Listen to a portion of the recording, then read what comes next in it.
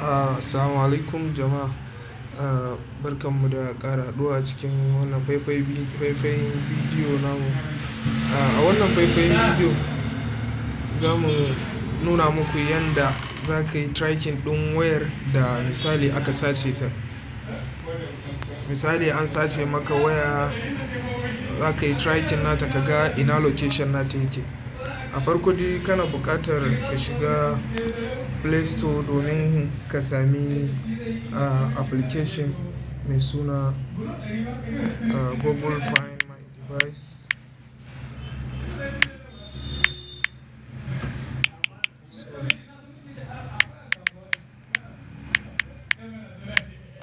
Google Find My Device. So Google Find My Device yana da logo kamar haka. Shine za ka yi downloading nashi bayan ya shiga cikin wayarka. Bayan ya shiga cikin wayarka shine yake nan kamar yadda kuke ganin shi a nan. So za ka buɗe shi. Kafin nan kan wayar da aka ɗauka ya kamata ya zama akwai email address. So sai kai sign in as guest. Za ka wurin sign in guda biyu. Akwai sign in as email ɗin da already yake kan wayar ko kuma sign in as guest. So za ka yi sign in as guest.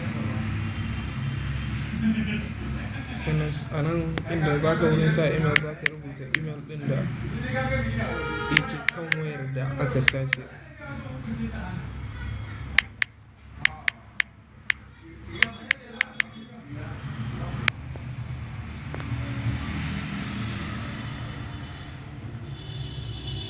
So zai kawo ka wuri kamar haka. A cikin wurin da ya kawo ka zai nuna maka list na duka wayoyin da aka ɗora wannan email. Misali ya nuna maka nan Oppo A31 an taɓa ɗora wannan email ɗin a kai. So ba shine wayan da muke nema ba yanzu. Sai kuma akwai Huawei Y9 Prime. Shine wayan da muke nema. Again akwai Huawei Y Prime 2019 ɗin da still but amma ga wanda yake nuna mana location na wayan da aka ɗauka. Ya nuna mana ga wayar tana da 25%, akwai layi MTN a kanta. Last seen nata kuma ga nan location ɗin da yake. So misali za ka iya exploring na location ɗin ka kalli actually a ina location ɗin wayan yake. Yanzu ga shi ya nuna mana location ɗin wayar. Za ka iya cewa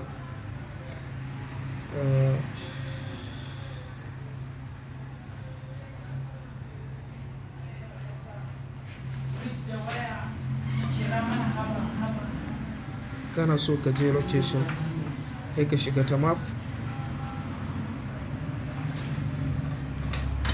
Zai baka direction na wayan sai ka yi nan wani wuri da aka ce start.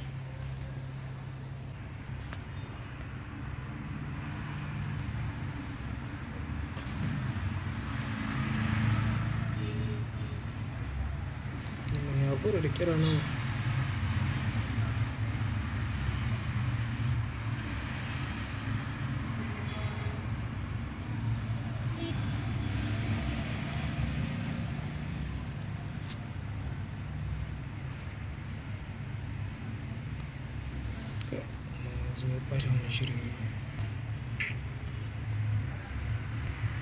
Idan ma akwai gurin yankin.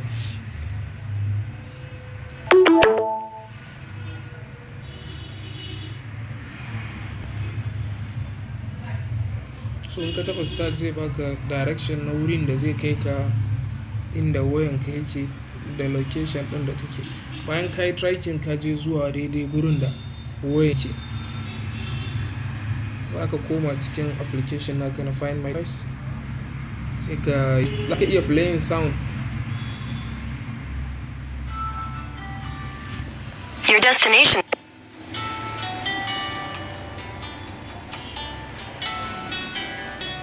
Kamar yadda kuke ji ga shi wayan tana ƙara. So za ka san a daidai ina take ƙara. Bayan nan kuma in kana so za ka iya sa wayan key daga wurin da kuke gani nan an sa Square My Device. Nan shine playing sound. Dan nan za ka iya sa mata key a kanta ka rufe ta Square My Device. ko kuma ka goge abun da yake kai. Misali in ka lura cewar wayar ba za ta samu a yanda kake so ba, kuma kana da wasu confidential file naka a kai, sai ka goge ta yanda shi wanda ya ɗauka ba zai samu isa ga wannan files ɗin ba. Maybe in an ɗauke wayar kana zargin dan wasu file ne da yake cikinta. So za ku iya biyo mu cikin wannan tasha tamu ta MTech domin ku sake samun wasu bidiyoyi. Kamar bidiyon mu na gaba insha Allah za mu yi akan yadda za a yi kai tracking ɗin waya daga WhatsApp, da kuma amfanin ɗaura nambobi akan emergency call, saboda mutane sukan sa wa wayoyinsu key don kar a sace, amma ba su yi tunanin kar wata rana su yi accident wayar su yana key a rasa ya za a yi kira da shi ba. So ku biyo mu a cikin wannan tasha domin samun wasu bidiyoyi makamanta wannan. Kafin nan za ku iya danna mana subscribing da kuma notification ta yanda idan mun ɗora bidiyon za ku samu. Mun gode.